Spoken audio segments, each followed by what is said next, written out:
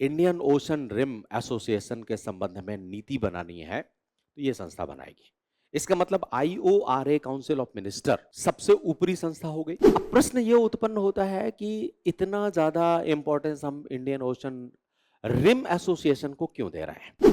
भारत के लिए इसका इंपॉर्टेंस क्यों है?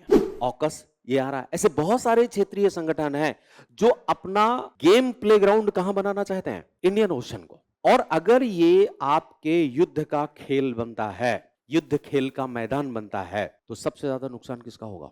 इंडियन ओशन के देशों का। कुल मिलाकर के जितने भी क्षेत्रीय संगठन ऐसे हैं जो हिंद प्रशांत क्षेत्र को फोकस में रख करके बनाए गए हैं, उनसे हमारा आग्रह है।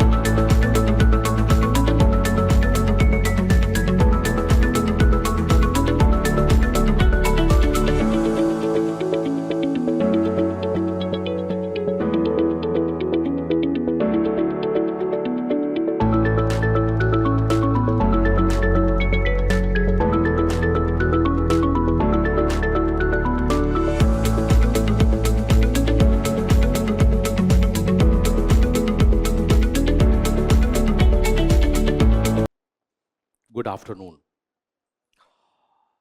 तो आज हमें चर्चा करनी है इंडियन ओशन रिम एसोसिएशन पर। उसके बारे में हम लोग थोड़ा चर्चा करते हैं कि ये आज के परिप्रेक्ष्य में हिंद प्रशांत क्षेत्र की स्थिति क्या है और वो हमारे लिए क्यों फोकस में आ रहा है, क्या इसकी स्थितियां हैं, है ना? इस पर चर्चा कर लेते हैं हम। तो हिंद प्रशांत क्षेत्र गए हैं आप कभी या नहीं? नहीं गए?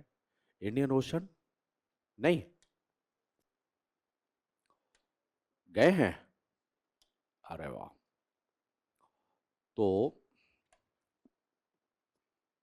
ये एक हमारा क्षेत्र है,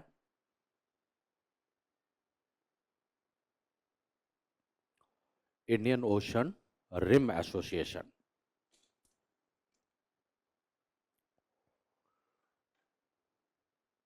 और इसके सरकमस्टांसेस पर हमें चर्चा करनी है।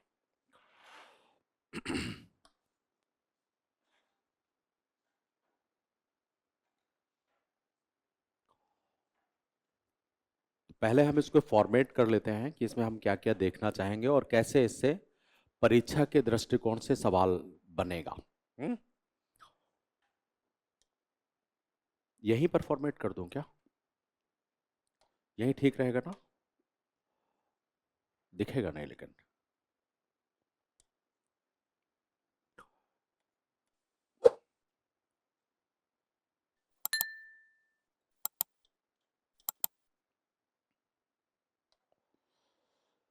इंडियन ओशन रिम एसोसिएशन, ये हमारा टॉपिक है और आज ये क्यों चर्चा में रहा है इस पर हमें बात करनी है।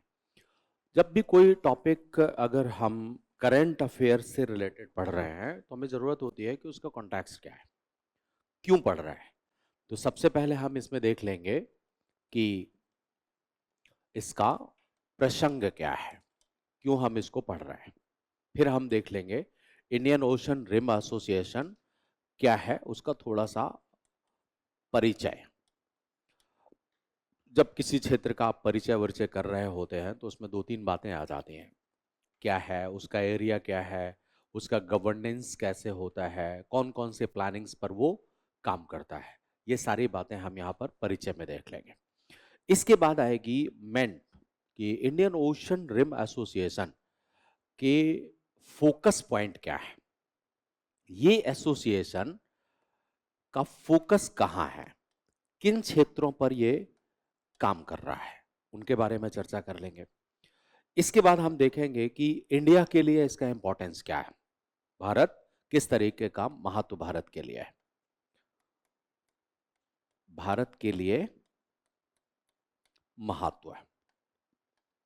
और फिर हम देखेंगे कि भारत द्वारा उठाए गए कुछ कदम,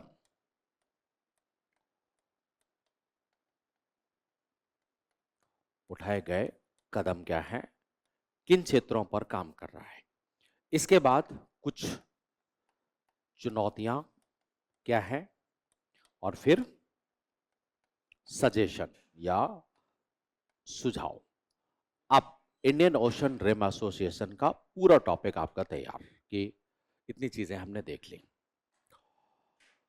तो आज चर्चा में इसलिए रहा इंडियन ओशन रिम एसोसिएशन कि अभी अप्रैल 2025 में भारत आगे आने वाले 2 वर्षों के लिए इसका अध्यक्ष बन गया है,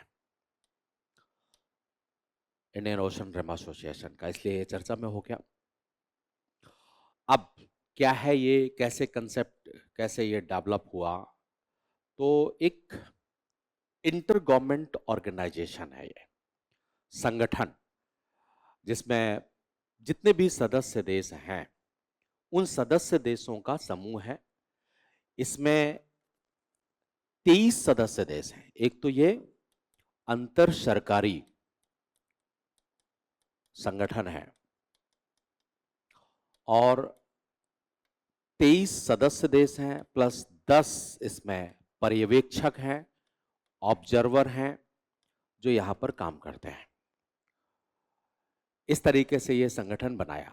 अंतर सरकारी संगठन का मतलब कि सभी देशों की सरकारें इसमें पार्टिसिपेट करती हैं, सरकारें इसमें अपना काम कर रही होती हैं।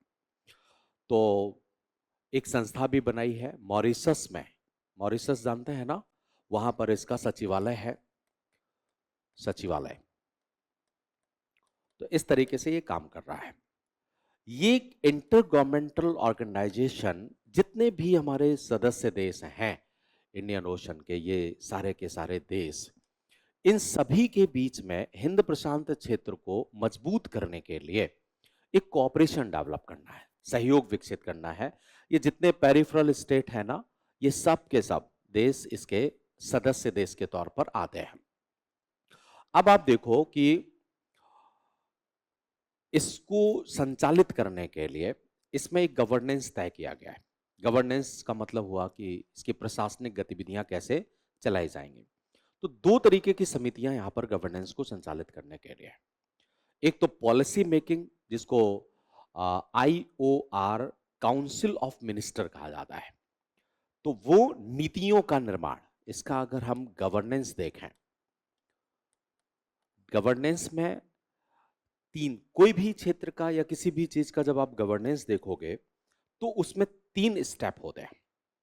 चाहे किसी देश को चलाना हो, चाहे इंटरनेशनल ऑर्गेनाइजेशन को चलाना हो, कुछ भी करना है, या घर का परिवार चलाना है। तो घर का परिवार चलाने के लिए भी ऑर्गेनाइजेशन में 3 तरीके की चीजें होती हैं। एक तो पॉलिसी मेकिंग, आप क्या काम करेंगे, एक पॉलिसी एग्जीक्यूशंस, और एक पॉलिसी जुरिस्डिक्शन। ठीक है ना, ऐसे ही होगा ना, सब जगह बनाया जाएगा। तो पॉलिसी मेकिंग के लिए यहां पर एक संस्था बनाई गई है, IORA, काउंसिल ऑफ मिनिस्टर्स। ये काउंसिल ऑफ मिनिस्टर, इस संस्था का काम यह होता है कि किसी भी प्रकार की इंडियन ओशन रिम एसोसिएशन के संबंध में नीति बनानी है तो यह संस्था बनाएगी। इसका मतलब IORA, काउंसिल ऑफ मिनिस्टर, सबसे ऊपरी संस्था हो गई। जितने भी 23 सदस्य देश हैं, इनके विदेश मंत्री इस संस्था में, इस काउंसिल में बैठते हैं, नीति निर्माण करते हैं, आपसी सहयोग को विकसित करते हैं। तो ये एक संस्था हो गई। इसके बाद जब कोई डिसीजन लेना होता है, पॉलिसी मेकिंग कर लिया हमने, अब डिसीजन लेता है, तो पॉलिसी एग्जीक्यूशंस के लिए इसमें एक ट्राइका बनाई गई है। ट्राइका, ट्राइका में होता क्या है, ये शब्द आप हमेशा सुनते रहेंगे, जैसे G20 सम्मेलन में भी ट्राइका। तो इसमें पहले का जो अध्यक्ष रहा है, वर्तमान अध्यक्ष है, और जो भविष्य में अध्यक्ष होगा, इन तीनों अध्यक्षों के द्वारा एक समिति बनाई जाती है, वो इसको एग्जीक्यूट करती है। मतलब मुखिया कौन होते हैं? ट्राइका। तो पॉलिसी एग्जीक्यूशंस के लिए ट्राइका का प्रावधान किया गया है। पॉलिसी जुरिस्डिक्शन के लिए कोई व्यवस्था यहां पर नहीं है अभी। तो एक संस्थागत तंत्र है जिसमें भूतकाल का अध्यक्ष, वर्तमान अध्यक्ष और भविष्य का अध्यक्ष ये निर्णय लेने का काम करते हैं। इस तरीके से 2 ऑर्गेनाइजेशन यहां पर हैं। ऐसा कोई ऑर्गेनाइजेशन अभी तक यहां पर नहीं बनाया गया है। तो इस तरीके से ये अपना गवर्निंग का काम करना शुरू कर देता है। अब बात आती है कि आज इंडियन ओशन रिम एसोसिएशन के तहत क्या कोई पॉलिसी मेकिंग किया गया है, क्या कोई काम किया गया है? तो अभी 2 योजनाएं चल रही हैं इसकी, इंडियन ओशन रिम एसोसिएशन के मंच में। एक योजना तो है हिंद महासागर संवाद। गवर्नेंस ने 2 तरीके की योजनाओं पर काम किया है। एक योजना है हिंद महासागर संवाद।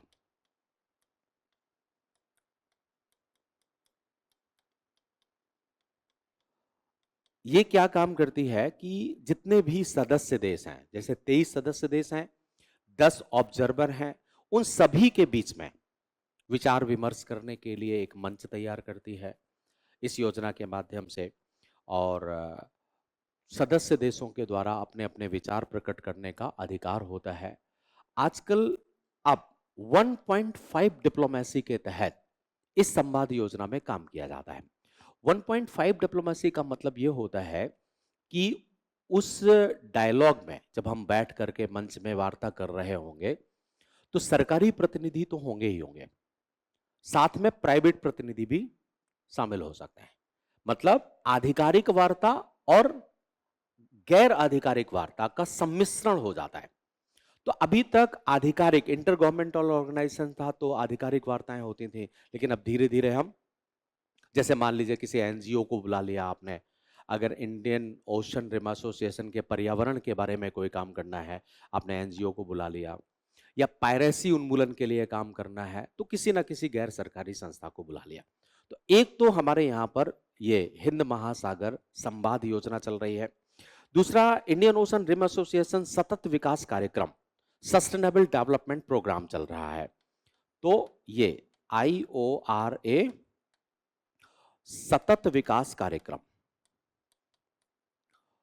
अब सतत विकास कार्यक्रम में क्या क्या शामिल हो जाएगा, वो सारी बातें आ जाएंगी जो पोस्ट मॉडर्निज्म के लिए जरूरी हैं या हमें सस्टेनेबिलिटी के लिए जरूरी है।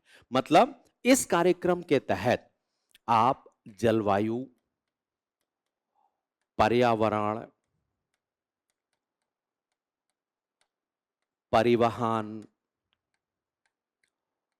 इन सब क्षेत्रों में किस प्रकार से इंडियन ओशन रिम एसोसिएशन के सदस्य देशों को और अधिक विकसित किया जा सकता है और मजबूत किया जा सकता है। अगर दुनिया ब्लू इकोनॉमी की तरफ जा रही है तो ब्लू इकोनॉमी में ऐसा ना हो कि पूरे समुद्र के प्राकृतिक संपदाओं का आपने अफरात मात्रा में दोहन कर लिया और उसके पर्यावरण का ध्यान नहीं दिया। बॉटम ट्रॉलिंग से आपने फिशिंग करना शुरू कर दिया, वहाँ का जो प्राकृतिक औषधियां हैं वो भी नष्ट हो गई। तो इन सब बातों पर चर्चा करते हैं ये वाले। अब ये जो इंडियन ओशन रिम एसोसिएशन सतत विकास कार्यक्रम है, इस कार्यक्रम का मुख्य focus focus least develop country होता है। जो लीस्ट डेवलप कंट्री मतलब अविकसित देश। अब देखिए, अविकसित देशों के पास प्राकृतिक संपदाओं के दोहन के लिए बहुत ज्यादा तकनीकी नहीं होती, तो सामान्य तौर पर क्या होता है, उनका शोषण ही होता है। अब पता चला आपने उनके एरिया से प्राकृतिक संपदाएं दोहन कर ली, लेकिन उनको कोई फायदा उसका नहीं हुआ। तो उसके लिए हमने ये कार्यक्रम शुरू किया है, ताकि इस कार्यक्रम के माध्यम से उनका दोहन ना हो सके या उसको रोका जा सके। राइट? तो अभी तक इसमें ये इतने प्रोग्राम यहां पर चल रहे हैं। ये अब तक का बैकग्राउंड हो गया कि इंडियन ओशन रिम एसोसिएशन कैसे काम कर रहा है। अब बात आती है कि आज जब भारत इसका अध्यक्ष बना है, तो अब इस पर हमें किन किन क्षेत्रों पर फोकस करना है, या इंडियन ओशन रिम एसोसिएशन किन क्षेत्रों को अब ज्यादा फोकस करना चाहेगा, इनके बारे में हमें चर्चा करने की आवश्यकता होगी। बहुत सारे क्षेत्र हैं, जैसे आप देखो, आज के जमाने में समुद्री सुरक्षा एक महत्वपूर्ण क्षेत्र है या नहीं? तमाम तरीके की समस्याएं समुद्री सुरक्षा को देख करके हो रही हैं। इस ऑर्गेनाइजेशन में चीन एक पर्यवेक्षक है। चीन इसका सदस्य नहीं है, ऑब्जर्वर है। लेकिन चीन इंडियन ओशन में अपना हस्तक्षेप निरंतर बढ़ा रहा है। तो आप एकजुट होकर के समुद्र की सुरक्षा पर फोकस करेंगे। ना केवल चीन, इंडियन ओशन में पायरेसी भी बढ़ा हुआ है। समुद्री तस्कर, जो समुद्री लुटेरे हैं, वो भी काम कर रहे हैं, और तमाम तरीके की पायरेसी और इस तरीके से जो इलीगल फिशिंग है वो भी यहाँ पर हो रही है, उसको भी रोकना है। मतलब आज के दृष्टिकोण से हमारा फोकस कहाँ रहना चाहिए? समुद्री सुरक्षा को ध्यान में रखना। इसके बाद जितने भी ये देश हैं, इनमें से ज्यादातर देश लीस्ट डेवलप है। अब हम चाहेंगे कि वहां पर व्यापार सुविधाएं बढ़ें, तो दूसरा फोकस पॉइंट हमारा रहेगा व्यापार और निवेश सुविधा को बढ़ाना। तो हम ट्रेड को बढ़ाएंगे, व्यापार, निवेश सुविधा, ये एक फोकस पॉइंट यहां पर रहेगा। इसके बाद तीसरी स्थिति रहेगी कि फिशिंग का मैनेज करना, ताकि सभी लोग सही तरीके से वहां पर फिशिंग कर सकें, जो भी इसके हकदार हैं। फिशिंग तो आप लोग ग्रहण करते हैं नहीं? मछलियां खा जाते हैं? सारी सारी नहीं खा पाते, थोड़ा बहुत खा पाते हैं ना। तो फिशिंग इलीगल नहीं होना चाहिए, ठीक ढंग से इसका काम किया जाए। और क्या होगा? डिजास्टर, तमाम तरीके की आपदाएं आती हैं, तो आपदा शमन शमन। अब हमारी तो अभी एक डिप्लोमेसी भी है ना, डिजास्टर डिप्लोमेसी, और आप देख रहे हैं कि हम अपनी एनडीआरएफ को मजबूत कर रहे हैं। यहां तक कि डिजास्टर डिप्लोमेसी के तहत हम दुनिया के जितने भी देश हैं, वहां अगर कोई आपदा आती है तो हम आगे बढ़ करके काम करते हैं। अभी रिसेंटली आपने देखा तो हमने म्यांमार में ऑपरेशन ब्रह्मा चलाया। इससे पहले हमने जो अदोस्त था उसको दोस्त बनाने के लिए ऑपरेशन दोस्ती चलाया। चलाया या नहीं चलाया? तो आपदा शमन के लिए हम बहुत सारे काम करेंगे। और क्या हो सकता है यहां पर? एक और, क्योंकि यहाँ के देश बहुत सारे देश ऐसे हैं जो गरीब हैं, जहां पर मानवीय मूल्यों के विकास पर काम नहीं किया गया है अभी तक। जैसे एजुकेशन सिस्टम, पॉवर्टी एरेडिकेशन, इन क्षेत्रों पर काम करना होगा ना। तो शिक्षा, गरीबी उन्मूलन, ये सब क्षेत्र हमारे फोकस में रहने वाले हैं। इसके बाद पर्यटन। आजकल समुद्री पर्यटन बड़ी तेजी से बढ़ रहा है।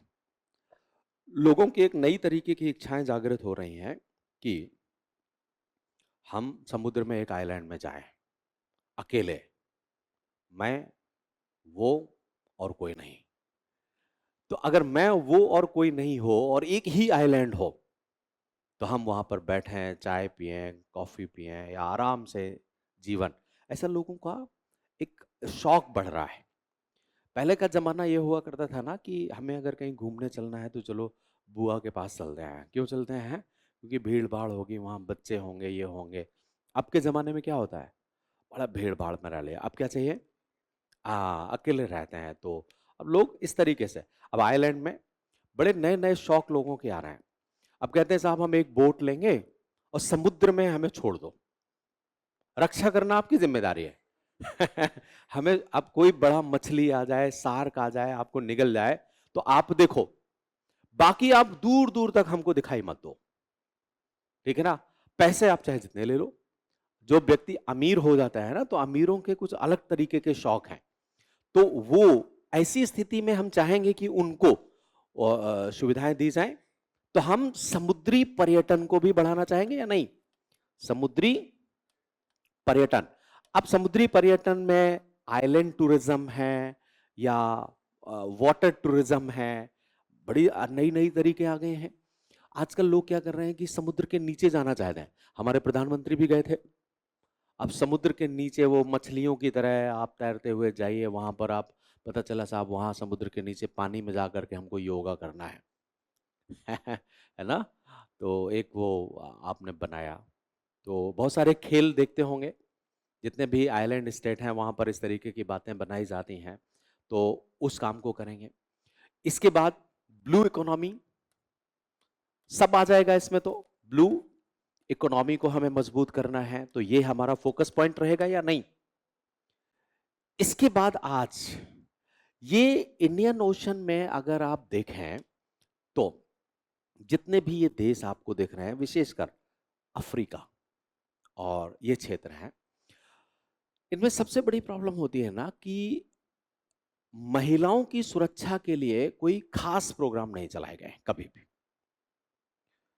मानवीय समाज में शोषण महिलाओं का हुआ है और आज भी हो रहा है।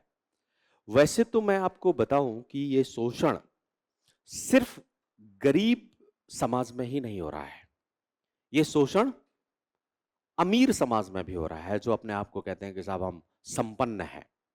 बस शोषण का दायरा परिवर्तित हो जाता है। तो एक न्यू फासिज्म का कंसेप्ट है, वो हर स्तर पर लागू हो रहा है। अब जो समाज में या कोई अफ्रीकन कंट्री है, यहां पर है, तो यहां पर भी महिलाओं का शोषण है। कुछ अमीर देश हैं, वहां पर भी महिलाओं का शोषण है। और भारत की हमेशा नीति रही है कि हम महिलाओं के शोषण को रोकेंगे। तो यहां पर महिला अधिकारों का संरक्षण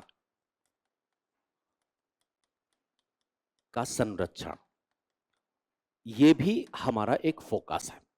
तो ये कुछ ऐसे खास स्थितियां हैं जो हमें इन पर फोकस करना है, जिनके लिए हमें काम करना है। अब प्रश्न ये उत्पन्न होता है कि इतना ज्यादा इंपॉर्टेंस हम इंडियन ओशन रिम एसोसिएशन को क्यों दे रहे हैं? भारत के लिए इसका इंपॉर्टेंस क्यों है? आज आप अगर अध्यक्ष बनोगे तो ये सारे के सारे क्षेत्रों में आप फोकस करोगे। ये आपके लिए एक अच्छे पॉइंट्स होंगे। तो आप इतना इंपॉर्टेंस क्यों दे रहे हैं? आज इंडियन ओशन रिम एसोसिएशन का इंपॉर्टेंस आपके लिए क्यों बढ़ गया? आज का संगठन तो है नहीं है। तो ऐसे कौन से कारण हैं जिस कारण से इंडियन ओशन रिम एसोसिएशन हमारे लिए आज महत्वपूर्ण हो रहा है? इस पर हमें थोड़ा चर्चा करने की आवश्यकता है। क्यों देवियों? और हाँ, सज्जन मैं नहीं कहता आपको, मैं तो सिर्फ देवियां कहता हूं। सज्जन आप अपने आप से बन लेते हैं। चलिए, तो आप आज के परिप्रेक्ष्य में इंडियन ओशन रिम एसोसिएशन का इंपॉर्टेंस क्या है? जैसे आप देखो, हिंद महासागर क्षेत्र आज भू सामरिक और आर्थिक दृष्टिकोण से महत्वपूर्ण हो रहा है। तो एक तो हमारे लिए ये भू सामरिक, जियो स्ट्रैटेजिक, सामरिक और आर्थिक महत्व रखता है। और अभी आपने फोकस अगर देखा, जितने भी हमने 7-8 पॉइंट्स फोकस में बनाए, तो वो सब में से ज्यादातर कहां है? भू सामरिक और आर्थिक में। भू सामरिक में कैसे? जैसे चीन, जैसे पायरेसी, है ना? चीन का साम्राज्य बढ़ रहा है और जितने इंडियन ओशन रिम एसोसिएशन के देश हैं, उन सब पर चीन अपने सैन्य प्रभाव को बढ़ाने की कोशिश कर रहा है।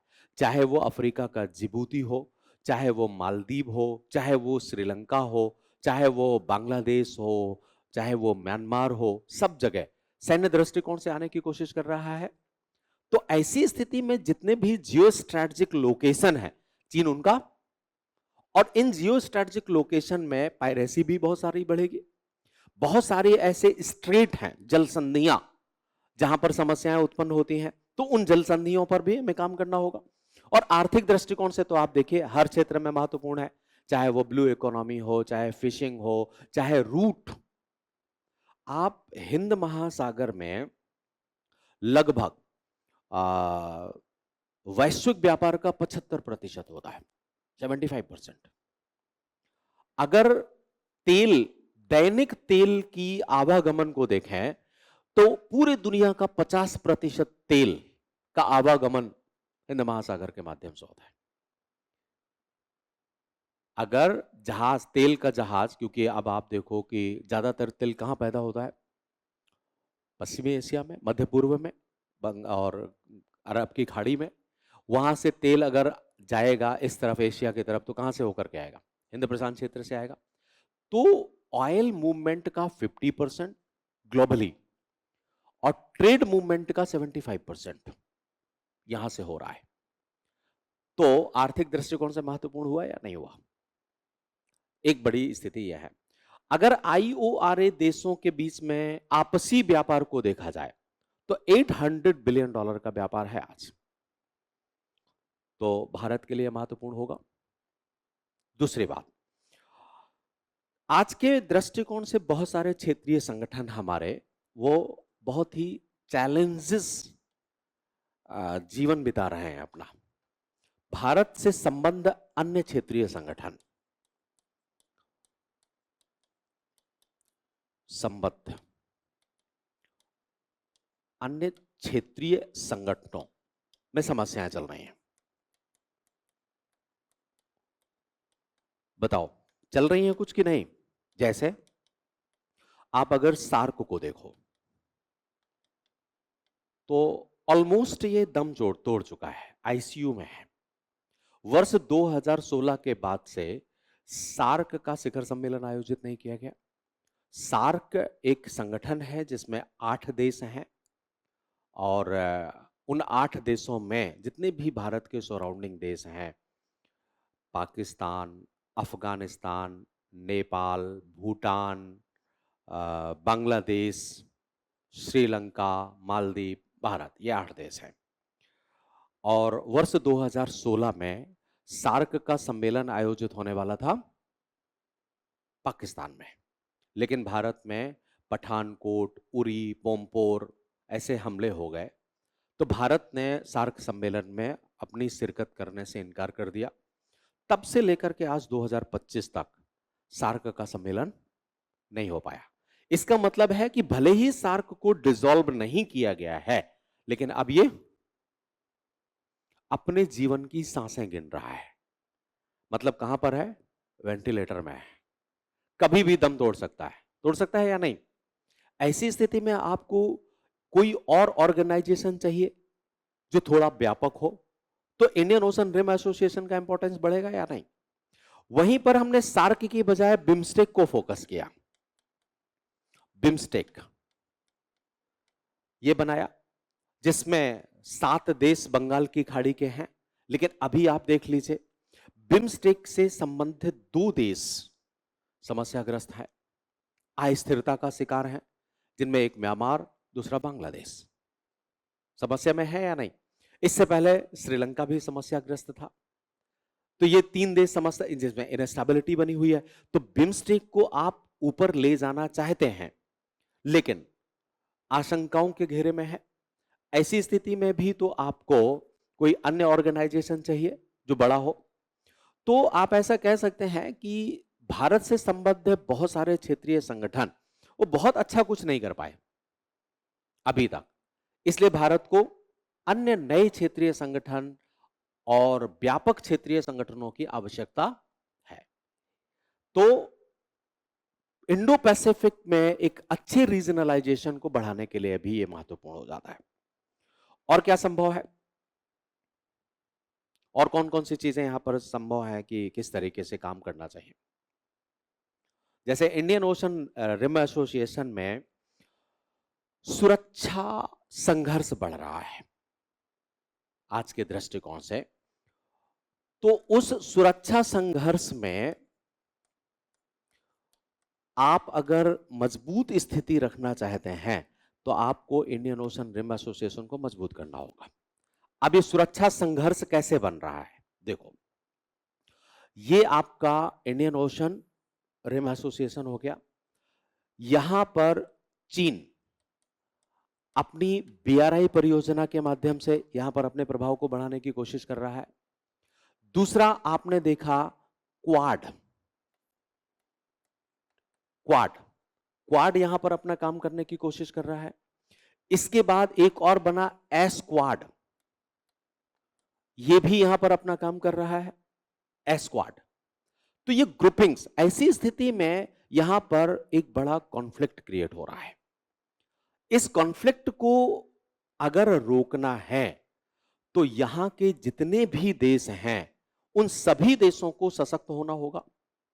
क्योंकि मान लीजिए कि अगर इन ऑर्गेनाइजेशंस में, इसके बाद ऑकस भी है, ऑकस ये आ रहा है, ऐसे बहुत सारे क्षेत्रीय संगठन हैं जो अपना गेम प्लेग्राउंड कहां बनाना चाहते हैं, इंडियन ओशन को। और अगर ये आपके युद्ध का खेल बनता है, युद्ध खेल का मैदान बनता है, तो सबसे ज्यादा नुकसान किसका होगा, इंडियन ओशन के देशों का। सभी का नुकसान होगा या नहीं। तो हम क्या चाहेंगे कि ऐसे संघर्ष का खेल ये ना बन सके। इसके लिए इन देशों को हमें लामबंद करना होगा, इनके साथ हमें एकजुटता दिखानी होगी।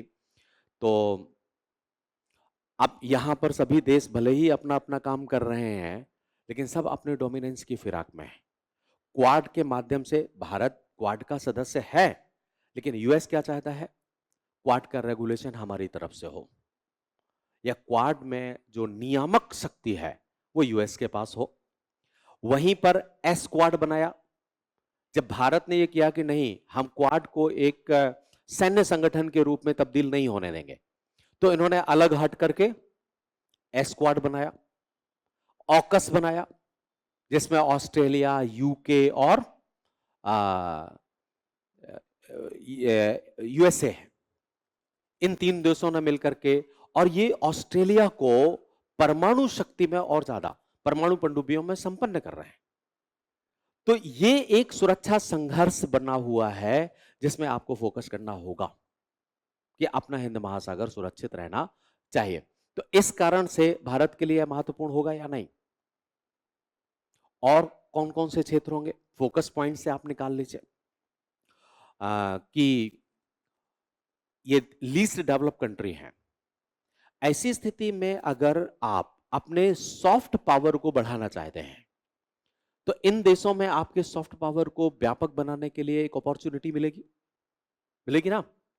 सॉफ्ट पावर में जैसे आप अपनी संस्कृति, खान पान और इन सब चीजों का व्यापार यहां पर कर सकते हैं, वस्तुओं का व्यापार आप यहां पर कर सकते हैं। तो एक महत्व दृष्टिपूर्ण यह है कि भारत के सॉफ्ट पावर्स को यहां पर व्यापक बनाने का हमें आवश्यकता होगी।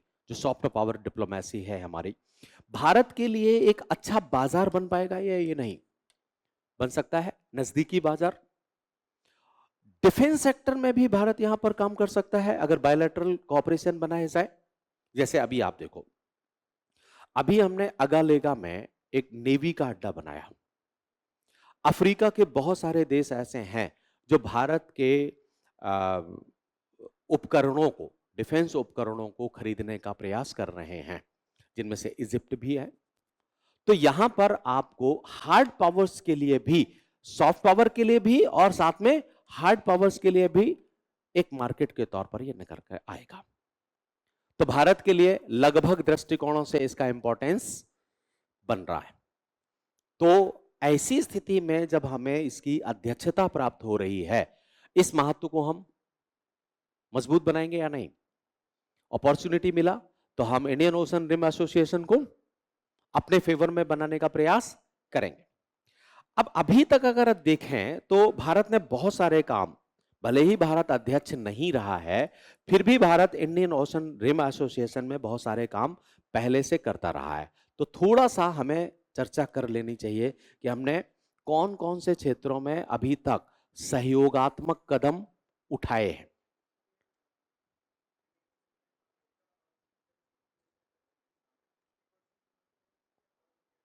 सब दृष्टिकोण से, ऐसा कोई दृष्टिकोण नहीं है जहां पर चुनौतियां ना हो। जैसे आर्थिक दृष्टिकोण से यूनाइटेड स्टेट ऑफ अमेरिका आरंभ से ये इंडियन ओशन के रूट्स पर अपना प्रभाव बनाने की कोशिश करता रहा।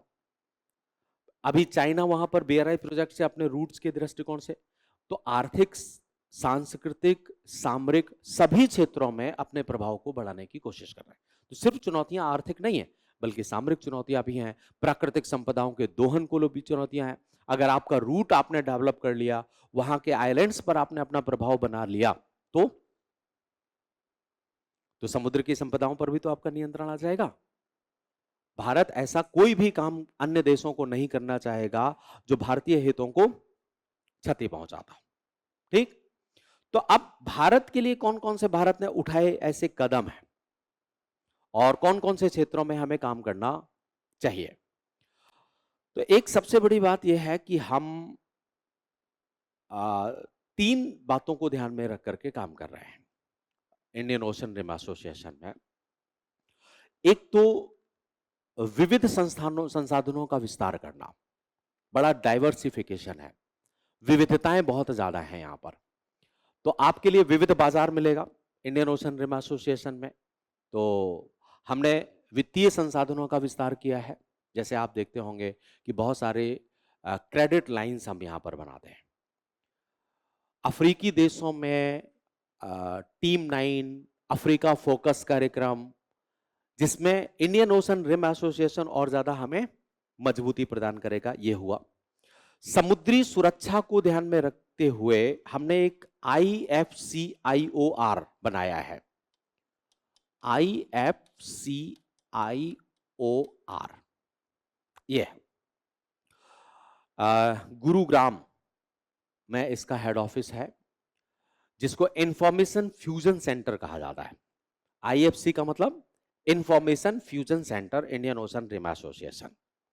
तो जितनी भी समुद्री जानकारियां हैं, सूचनाएं हैं, हर प्रकार की, ना केवल गुप्तचर सूचनाएं बल्कि हर प्रकार की सूचनाएं, आपके इंटेलिजेंस से रिलेटेड, आपकी प्राकृतिक संपदाओं से संबंधित सूचनाएं, उन सब का संलयन किया जाएगा। यहां पर सिंथेसिस निकाला जाएगा और उसी सिंथेसिस के आधार पर अपनी रणनीतियों का, ठीक है ना, जैसे आप कभी इंफॉर्मेशन कहीं से कलेक्ट करिए तो उस इंफॉर्मेशन का फायदा क्या होता है,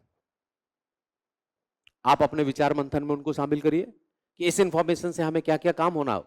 तो एक तो हमने काम करने के लिए IFC वहां पर गठित किया है इंडियन ओशन रिम एसोसिएशन में।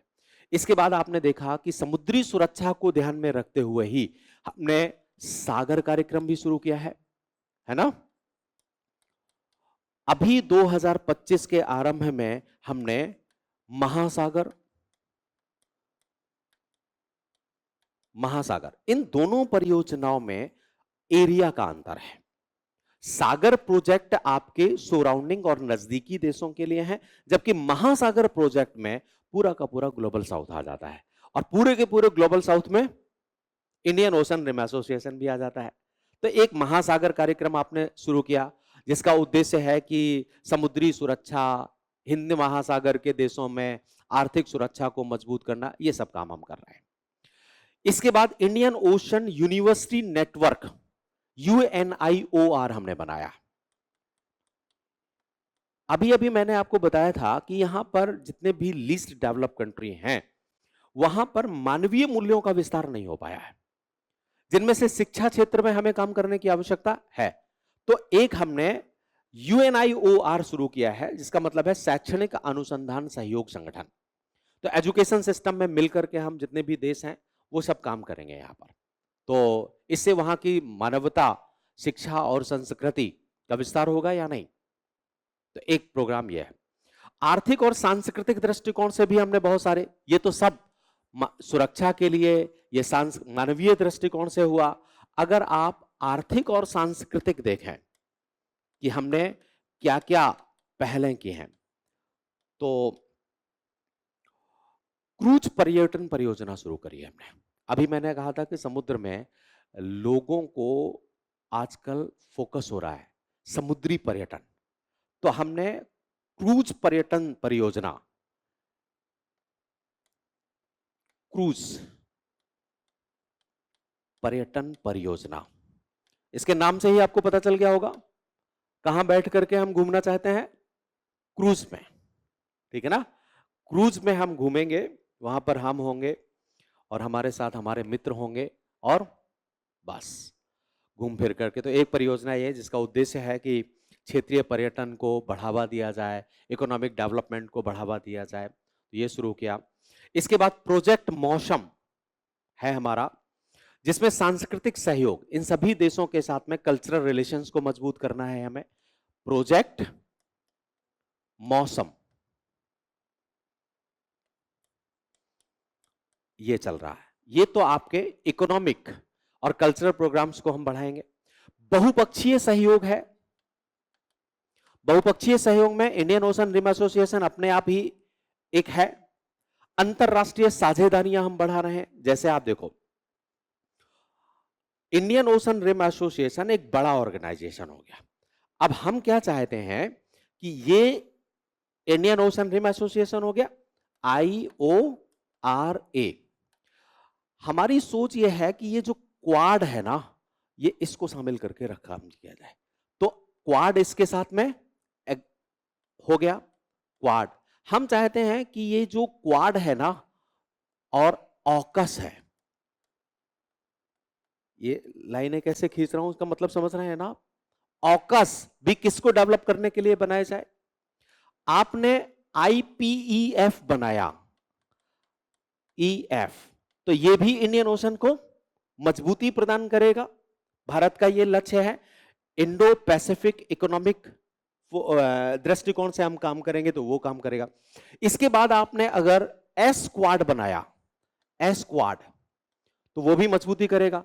कुल मिलाकर के जितने भी क्षेत्रीय संगठन ऐसे हैं जो हिंद प्रशांत क्षेत्र को फोकस में रख करके बनाए गए हैं, उनसे हमारा आग्रह है कि वो इंडियन ओशन रिम एसोसिएशन से जुड़े हुए लीस्ट डेवलप कंट्री को मजबूत बनाने में, उनको सहयोग करने में कदम उठाएं। क्लियर? तो वो काम करें और इनको मजबूती से काम करें। ऐसे ही आपने ब्रिक्स है, आसियान है, बिम्स्टेक है, इन सब का संबंध यहां से है ना। तो सब के सब रीजनल ऑर्गेनाइजेशन अगर मजबूत होंगे और एक रीजनल ऑर्गेनाइजेशंस का ग्रुपिंग्स बढ़ेगा, तो इंडियन ओशन रिम एसोसिएशन का विकास। CDRI प्रोजेक्ट आपने शुरू किया है, जिसमें आप देखते हैं कि आपदा प्रतिरोध अवसंरचना, सभी वो भी एक CDRI ये परियोजना है। Collision for the disaster resilience instrument, Bharat के नेतृत्व में ही इसका गठन किया गया है। तो ये सारी संगठन परियोजनाएं हमने बनाई। मतलब भारत ने जो काम किए हैं यहां पर, चाहे वो सुरक्षा के दृष्टिकोण से हो, चाहे वो एजुकेशन के लिए हो, चाहे वो इकोनॉमिक और कल्चरल डिप्लोमेसी के लिए हो, इन सभी कामों को हम और ज्यादा मजबूती प्रदान करेंगे। क्लियर? तो ये काम हमने किए और आज सभी देशों के बीच में सहयोग बढ़ रहा है इंडियन ओशन के तहत। अब वही फोकस आपको दिखा देना है वहां पर कि अब इसी को एनहांस करके ऐसा कोई ऑर्गेनाइजेशन बनाया जाएगा जो ब्लू इकोनॉमी को मजबूत करे, जो पर्यावरण, जलवायु परिवर्तन, इन सब क्षेत्रों में काम करना शुरू कर देगा। अब बात आती है कि इतने सारे काम तो आपने कर डाले, लेकिन चैलेंजेस क्या हैं? हम इंडियन ओशन रिम एसोसिएशन पर अगर बहुत सारे काम करेंगे, तो चुनौतियों का कौन-कौन सी चुनौतियों का सामना हमें करना पड़ेगा? यहां तो आपको सोचना चाहिए। सोचते हैं कभी-कभार आप या नहीं? लो, चीन एक चुनौती है। भारत और चीन की रणनीति में अंतर है। जैसे भारत चाहता है कि सब लोग मिल करके आपसी सहमति के आधार पर इंडियन ओशन रिम एसोसिएशन सदस्यों का विकास करें। लेकिन चीन क्या चाहता है?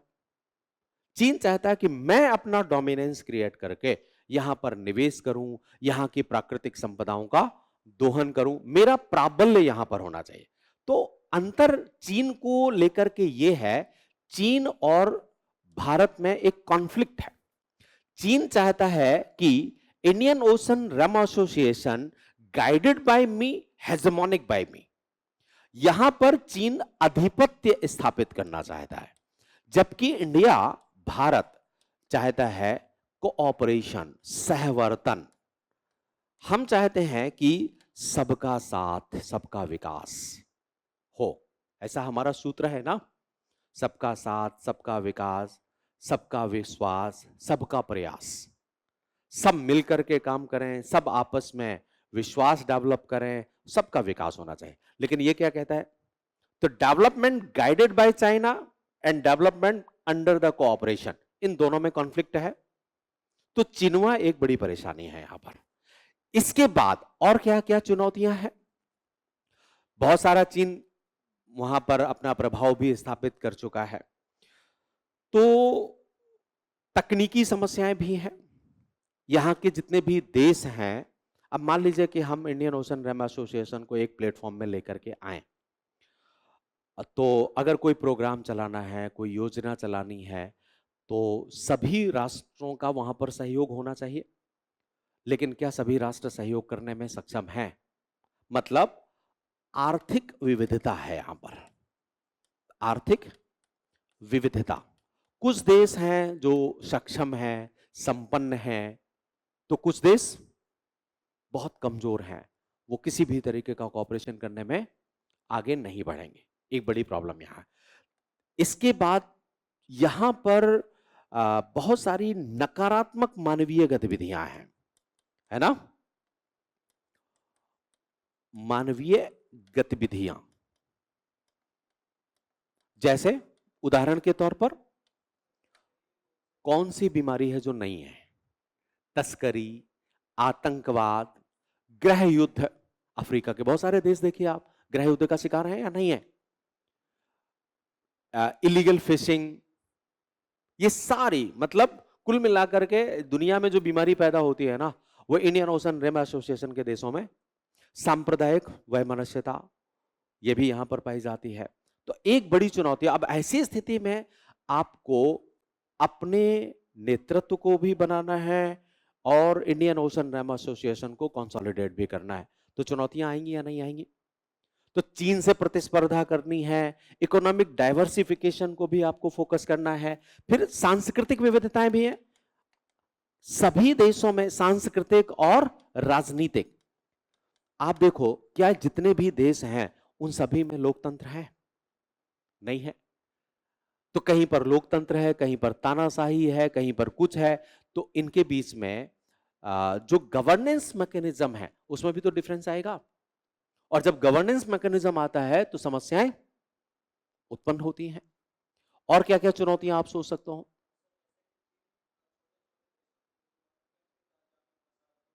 हाँ, वो सब इसमें आ जाएगा।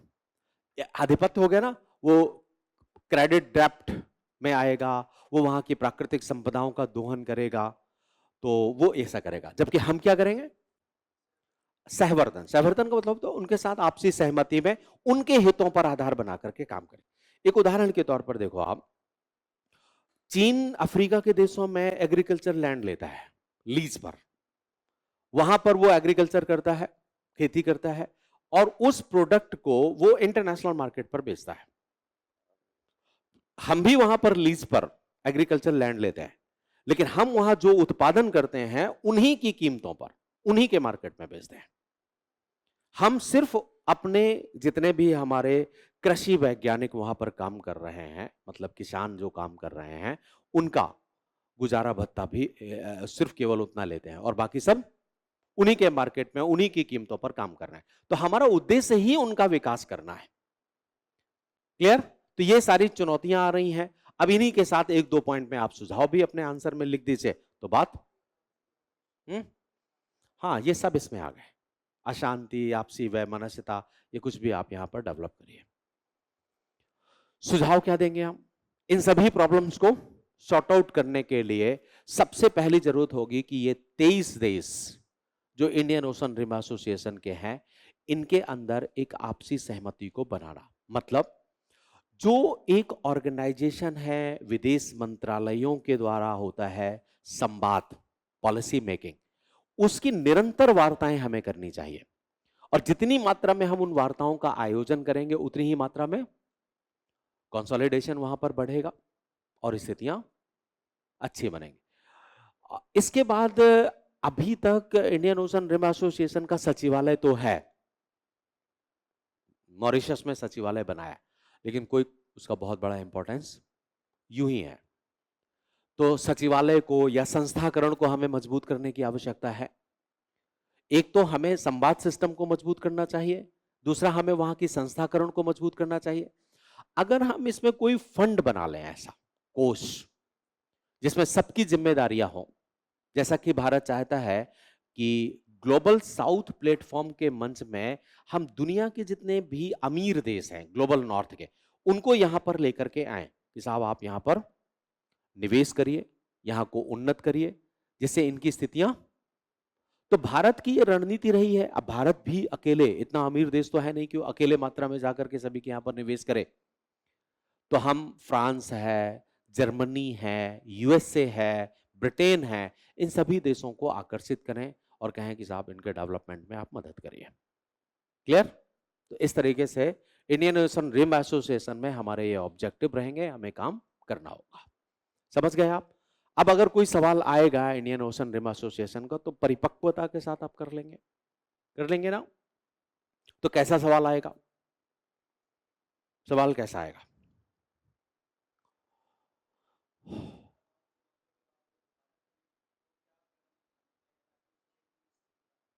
शाबाश, अच्छा है। और कोई है? चीन के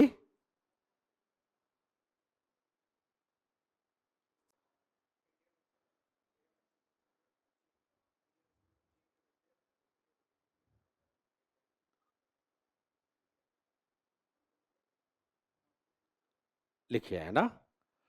अच्छा, एक सवाल लिख लो आप, मैं बता देता हूं। वर्ष 2025 में इंडियन ओशन रिम एसोसिएशन की अध्यक्षता प्राप्त करते ही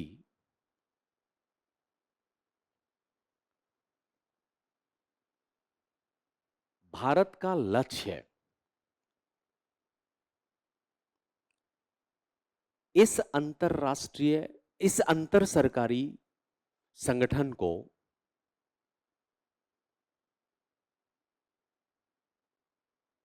सक्रिय तौर पर प्रभावी बनाना है।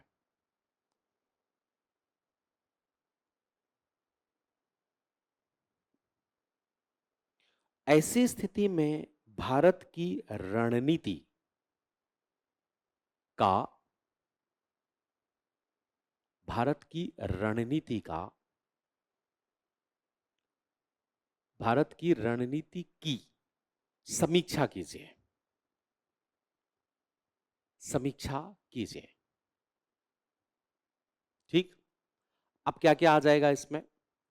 वो सारी चीजें आ जाएंगी।